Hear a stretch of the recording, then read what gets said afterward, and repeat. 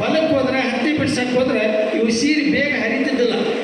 ಹೀಗಾಗಿ ಈ ಸೀರೆಗಳ ಡಿಮಾಂಡು 70ರ ದಶಕದ ನಂತರ ಕಡಿಮೆ ಆಗಾಯಿತು ಅಂದ್ರೆ ಜನ ಹೊಲದ ಕೆಲಸಕ್ಕೆ ಭಾಳಷ್ಟು ಕಡಿಮೆ ಪ್ರಮಾಣದಲ್ಲಿ ಹೋಗ್ಲಿಕ್ಕೆ ಶುರು ಮಾಡಿದ್ರು. ಯಾಕಂದ್ರೆ ಹೊಲಕ್ಕಂತನೇ ಭಾಳ ಕಡಿಮೆ ಆಗ್ತಾ ಬಂತು ಅಂದ್ರೆ ತಪ್ಪಾಗಲಿಕ್ಕಿಲ್ಲ. ಹೀಗಾಗಿ ನಮ್ಮ ಬೇಡಿಕೆ ಕಡಿಮೆ ಆಗ್ತಾ ಹೋಗ್ತು. ಸುಮಾರು ಅನೇಕ ಮಗ್ಗಗಳು, ಕೈಮಗ್ಗದ ಮಗ್ಗಗಳು ಬಂದಾದವು. ಇವತ್ತು ರಾಣೆಬೆನ್ನೂರು ತಾಲೂಕಿನಲ್ಲಿ ತಿಮ್ಮಿನಕಟ್ಟಿ ಮತ್ತು ರಾಣೆಬೆನ್ನೂರು ಅತ್ಯಂತ ಪ್ರಸಿದ್ಧ ಊರು ನೇಕಾರಿಕೆಗೆ. ಇವು ಸರ್ಕಾರದ ಮಟ್ಟದಲ್ಲಿ ಕೂಡ ರಬಕವಿ, ಬನಹಟ್ಟಿ, ಹಳೆ ಮೈಸೂರು ಪ್ರಾಂತದಲ್ಲಿ ಚಾಮರಾಜನಗರ, ಕೋಲಾರ, ಮಂಡ್ಯ ಆ ಕಡೆಗೆಲ್ಲ ರೇಷ್ಮೆ ಮಗ್ಗಗಳು ಈಗಲೂ ಅದು. ತಮಿಳುನಾಡಿನಲ್ಲಿ ನಿಮಗೆಲ್ಲರಿಗೂ ಗೊತ್ತೈತಿ ಕಂಚಿ ಸೀರೆ ಸಾಕಷ್ಟು ಪ್ರಸಿದ್ಧ ಇರತಕ್ಕಂಥದ್ದು. ಬಟ್ ಕರ್ನಾಟಕದಲ್ಲಿ ನಾವೇನು ನೇಯ್ಗೆ ಮಾಡ್ತಾ ಇದ್ವಿ, ಇವು ಏನು ಅದು ಭಾಳ ಕೆಳಮಟ್ಟಕ್ಕೆ ನಮ್ಮ ರೇಟ್ ಕುಸಿದ್ರೆ ಅನೇಕ ಮಗ್ಗಗಳು ಬಂದಾದವು. ನೇಕಾರರ ಬವಣೆ ಹೆಚ್ಚಾಯಿತು. ನಾನು ಉದಾಹರಣೆ ಕೊಡ್ಬೇಕಂದ್ರೆ, ನನ್ನದೇ ಉದಾಹರಣೆ ಕೊಡ್ಬೇಕಂದ್ರೆ, ನಾವು ನೇಯ್ಗೆ ಒಂದು ಮಾಡಲಿಲ್ಲ, 100 ನೇಯ್ದ್ವಿ, ನಡಿ ತೋಡಿದ್ವಿ, ಕಂಡ್ಕಿ ತೋಡಿದ್ವಿ, ಆದರೂ ಫೀಸ್ ಕಟ್ಟಕ್ಕೆ ದುಡ್ಡು ಇರಲಿಲ್ಲ. ನಾನು ಪ್ರಥಮ PUC 1975ರಲ್ಲಿ ಅಡ್ಮಿಷನ್ ಮಾಡಿಸ್ಬೇಕು ಶಿವ ಕಾಲೇಜಿಗೆ ಅಂದ್ರೆ, ಅವತ್ತು ಫಸ್ಟ್ PUC ಅಡ್ಮಿಷನ್ಗೆ 90 ರೂಪಾಯಿ ಫೀಸ್. ಎಷ್ಟಿತ್ತು? 90 ರೂಪಾಯಿ. ನಮ್ಮಲ್ಲಿ ಆ ದುಡ್ಡು ಇರಲಿಲ್ಲ. ನಮ್ಮ ಶ್ರೀನಿವಾಸ್ ಮತ್ತು ಹನುಮಂತಪ್ಪ ತಂದೆಯವರಾಗಿರ್ತಕ್ಕಂಥ ದೊಡ್ಡನಾಗಪ್ಪ ಅವರು 100 ರೂಪಾಯಿ ಫೀಸ್ಗೆ ದುಡ್ಡು ಕೊಟ್ಟಾಗಿ ಅಡ್ಮಿಷನ್ ಮಾಡಿಸಿದ್ದು ನಾವು ಹೋಗಿ. ಇವತ್ತು ಈ ಹಂತಕ್ಕೆ ಬೆಳೆದಿದ್ದೇನೆ ಅಂದರೆ ಅವರೂ ಕೂಡ ಕಾರಣ ಅಂದರೆ ತಪ್ಪಾಗಲಿಕ್ಕಿಲ್ಲ. ಅಂದರೆ ಆ ಫ್ಯಾಮಿಲಿಯ ಸಹಾಯ ಸದಾ ನಮಗೆ ಐತಿ ಅಂದರೆ ತಪ್ಪಾಗಲಿಕ್ಕಿಲ್ಲ. ಅವರ ಋಣವನ್ನು ನಾವು ಮರಿಲಿಕ್ಕೆ ಸಾಧ್ಯ ಇಲ್ಲ. ಅಂದರೆ ಅಷ್ಟು ಕೆಳಮಟ್ಟಕ್ಕೆ ಬದುಕು ಬಂತು ನಮ್ಮ ನೇಕಾರ ಬದುಕು. ನಾವೆಲ್ಲ ಮಗ್ಗ ಬಂದ್ ಮಾಡಿದ್ವಿ. ಭಾಳಷ್ಟು ಮಗ್ಗಗಳು ಬಂದಾಗಿ ಜನ ಊರು ಬಿಟ್ಟು ಹೋದ್ರು. ಭಾಳಷ್ಟು ಜನ ದಾವಣಗೆರೆ ಸೇರಿದ್ರು. ಅವಾಗ ರಾಣೆಬೆನ್ನೂರು ತಾಲೂಕಿನ ತಿಮ್ಮಿನಕಟ್ಟಿಯವರು ದಾವಣಗೆರೆ ಸೇರಿ ಕಾಟನ್ ಮಿಲ್ಲು, ಇತರ ಮಿಲ್ಲುಗಳಲ್ಲಿ ಕೆಲಸಕ್ಕೆ ಸೇರ್ಕೊಂಡ್ರು. ಅಂದರೆ ಸ್ವಂತ ದುಡಿಮೆ ಮಾಡ್ತಕ್ಕಂಥವರೆಲ್ಲ ಬೀದಿಗೆ ಬಿದ್ದರು. ನಮ್ಮ ಬದುಕು ಅತ್ಯಂತ ಹೀನ ಸ್ಥಿತಿಗೆ ಬಂದು ನಿಂತ್ಕೊಂತ ಅಂದರೆ, ನೀವು ಆವಾಗ ರಾಮಕೃಷ್ಣ ಹೆಗಡೆ ಅವರು ಚೀಫ್ ಮಿನಿಸ್ಟರ್ ಆದ ನೆನೆಸು.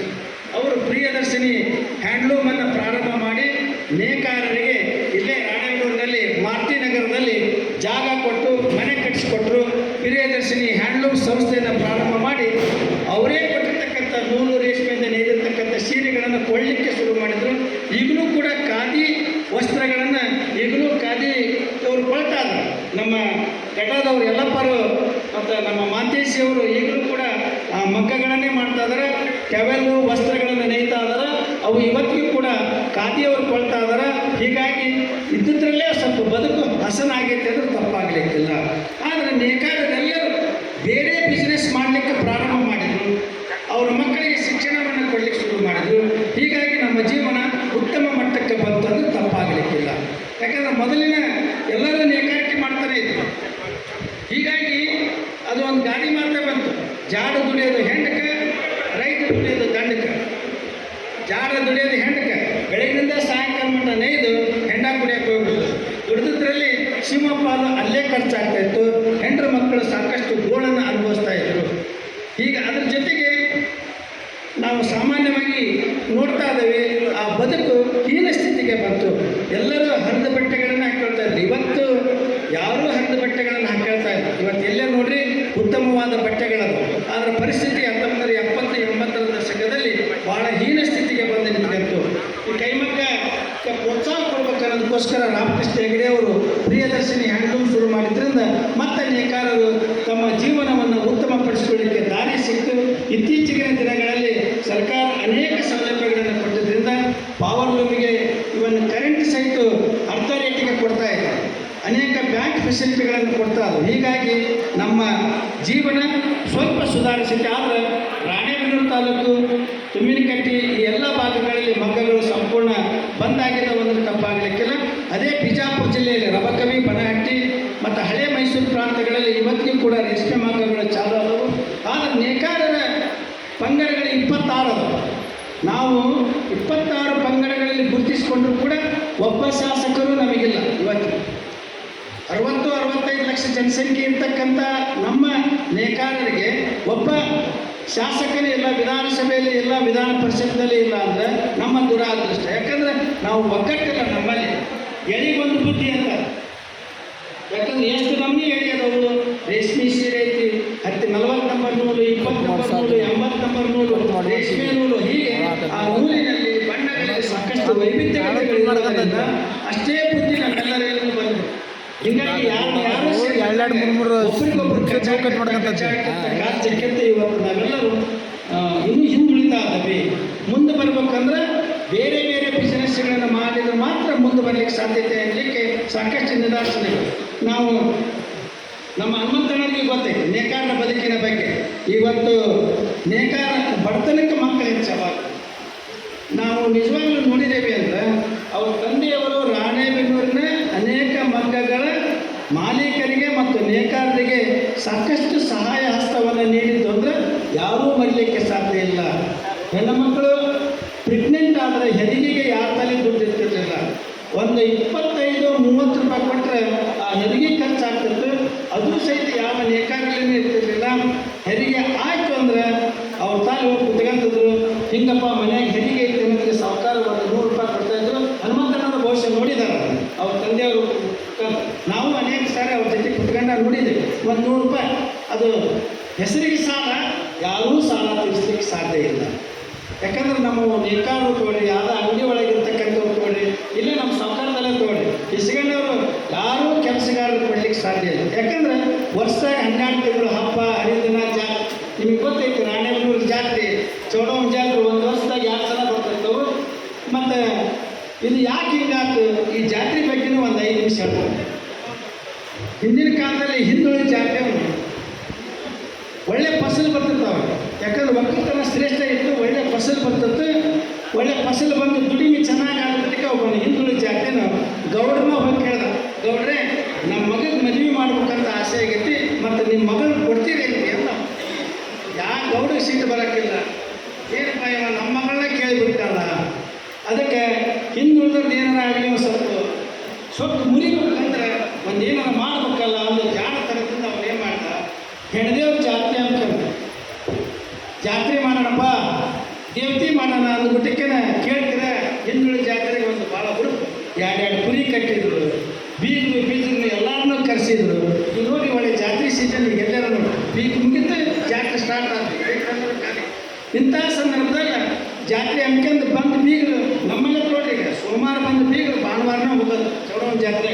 ಅದು ನಮ್ಮ ಮಂದಿ ಒಳಗೆ ಸೋಮವಾರ ಬರ್ತಾರೆ, ಚೌಡವನ ಬಂದಿಗೆ ನೋಡ್ತಾರೆ, ಮಂಗಳವಾರ ಸ್ವೀಟ್ ಹೋಗ್ತಾರೆ, ಬುಧವಾರ ಗುರುವಾರ ಶುಕ್ರವಾರ ನಾನ್ ವೆಜ್ ಆಕೈತಿ, ಶನಿವಾರ ಮತ್ತು ವೆಜ್ ಆಕೈತಿ, ಭಾನುವಾರ ಮತ್ತೆ ನಾನ್ ವೆಜ್ ಉಂಡು ಹೋಗ್ಬಿಟ್ಟು ಮುಗಿದು ಒಂದು ವಾರ ಫುಲ್ ಇರ್ತಾರೆ. ಒಂದು ವಾರ ಫುಲ್ ಇರ್ತಾರೆ ಅಂದ್ರೆ ನಮ್ಮ ಪರಿಸ್ಥಿತಿ ಏನಾಗಲ್ಲ ನೀವೇ ಲೆಕ್ಕ ಹಾಕಿ. ಅದಕ್ಕೆ 2 ಕುರಿ ಕೊಟ್ಟು ಕೊಯ್ದು ಬರೋಬ್ಬರಿ ಹಬ್ಬ ಮಾಡಿದ್ರು, ದೇವತೆ ಮಾಡಿದ್ರು. ನೆಕ್ಸ್ಟ್ ಗೌಡ್ರು ಏನು ಮಾಡಿದ್ರು, ಬೇಸಿಗೆ ಒಳಗೆ ಒಳ್ಳೆಯ ಬಸವ ಜಯಂತಿ ಮುಂದೆ ಮತ್ತು ನನ್ನ ಮಗಳು ಕೊಡ್ಬೇಕಂತ ಮಾಡಿರಪ್ಪ. ಮತ್ತು ಹೆಂಗೆ ಇಲ್ಲಿ ಬಿಡ್ರಿ ಗೌಡ್ರಿ ಎಲ್ಲ ರೊಕ್ಕಲೆ ಮುಂದಿನ ಸರಿ ಕೊಡೋಣ ಅಂತ ನನಗಾರಿ. ಅದಕ್ಕೆ ಈ ದೇವತೆ ಹಬ್ಬ ಬಂದು ಏನಾಗ್ಬಿಟ್ಟು ಅಂದ್ರೆ ನಾವು ಎಂದೂ ಏರಿಕೆ ಆಗೋದಿಲ್ಲ. ತಿನ್ನೋಣರು ಎಂದೂ ಏರಿಕೆ ಆಗ್ಲಿಕ್ಕೆ ಸಾಧ್ಯ ಇಲ್ಲ. ವರ್ಷದಾಗ 2-3 ಜಾತ್ರೆ. ಈಗ ನೋಡಿ ಚೌಡಮ್ಮ ಜಾತ್ರೆ ಮಾಡಿದ್ವಿ, ಅವನೂರು ದಾಮೋಹನ ಜಾತ್ರೆ ಮಾಡ್ತೇವೆ, ಹಂಗೆ ಮುಂದೆ ನಾಯಕನಹಳ್ಳಿ ತಿಪ್ಪೇರುದ್ರ ಸ್ವಾಮಿ ಜಾತ್ರೆ ಮಾಡ್ತಾರೆ. ಹಿಂಗೆ ಜಾತ್ರೆ ಮಾಡ್ಕೊಂತ ಕುರಿ ಕೊಯ್ದು ಹುಡ್ಕೊಂತ ಹೋದ್ರೆ ಯಾವ ಕಾಲದ ಸಾಲ ತೀರ್ಸಕ್ಕೆ ಸಾಧ್ಯ ಐತೆ. ಬಟ್ ಸಾಲ ಎಂದೂ ಕೇಳಕ್ಕೆ ಸಾಧ್ಯ ಇಲ್ಲ. ಮತ್ತು ಅವರು ಕೇಳೋಲ್ಲ ಬಿಡಿ, ಸರ್ಕಾರ ಬಂದು ನಾವು ನೋಡಿದ್ದೇವೆ.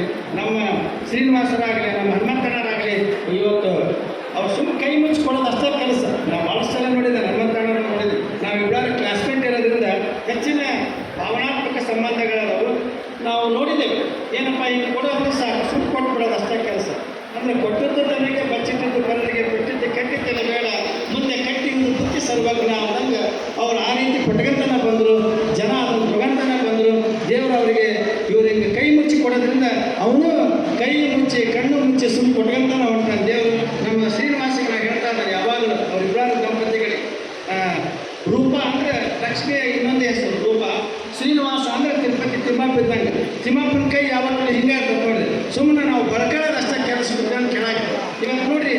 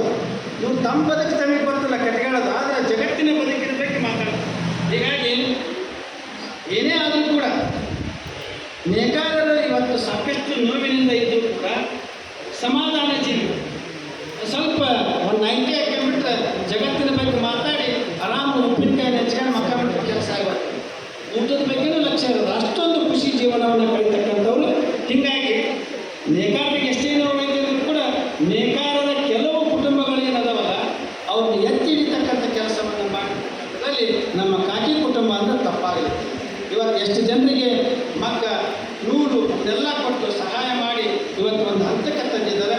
ಅದರ ಜೊತೆಗೆ ಅವರು ಕೂಡ ಬೇರೆ ಬೇರೆ ಉದ್ಯೋಗವನ್ನು ಮಾಡಿ ಸಾಕಷ್ಟು ಜನಾನುರಾಗಿಯಾಗಿ ಅತ್ಯಂತ ಕಡಿಮೆ ಬೆಲೆಯಲ್ಲಿ ಇವತ್ತು ಸೈಟನ್ನು ಕೊಟ್ಟಾರೆ. ರಾಣೇಬೆನ್ನೂರು ನಗರದಲ್ಲಿ ಸಾಮಾನ್ಯರಲ್ಲಿ ಸಾಮಾನ್ಯರು ಕೂಡ ಮನೆ ಕಟ್ಕೋಬೇಕು, ಸೈಟ್ ತಗೋಬೇಕಂದ್ರೆ ಅದು ಈ ಫ್ಯಾಮಿಲಿಯಿಂದ ಮಾತ್ರ ಸಾಧ್ಯ ಆಗೋದು ತಪ್ಪಾಗಿರ್ತಿಲ್ಲ. ಇವತ್ತು ನಾವು 172 ಮತ್ತು 873 ಸರ್ವೆ ನಂಬರಿನ ಸುಮಾರು 150 ಜನರಿಗೆ ಸೈಟ್ಗಳ ವಿತರಣಾ ಕಾರ್ಯಕ್ರಮವನ್ನು ಮಾಡ್ತಾ ಇದ್ದೀವಿ. ನೇಕಾರರ ಬದುಕು ಹಸನ ಆಗಲಿಕ್ಕೆ ಸರ್ಕಾರದ ಸಹಾಯವನ್ನು ಪಡೆದು ನಾವು ಕೂಡ ಆ ಒಂದು ಉದ್ದಿಮೆಯನ್ನು ಪ್ರಾರಂಭ ಮಾಡಿದರೆ ಉತ್ತಮವಾದಂಥ ಬದುಕನ್ನು ಕಟ್ಟಬಹುದು ಅಂತಕ್ಕಂಥ ಮಾತನ್ನು ಹೇಳ್ತಾ ನನ್ನ 2 ಮಾತುಗಳನ್ನು ಮುಗಿಸುತ್ತೇನೆ. ಜೈ ಹಿಂದ್, ಜೈ ಕರ್ನಾಟಕ. ಅದ್ಭುತವಾಗಿ ಸ್ವತಃ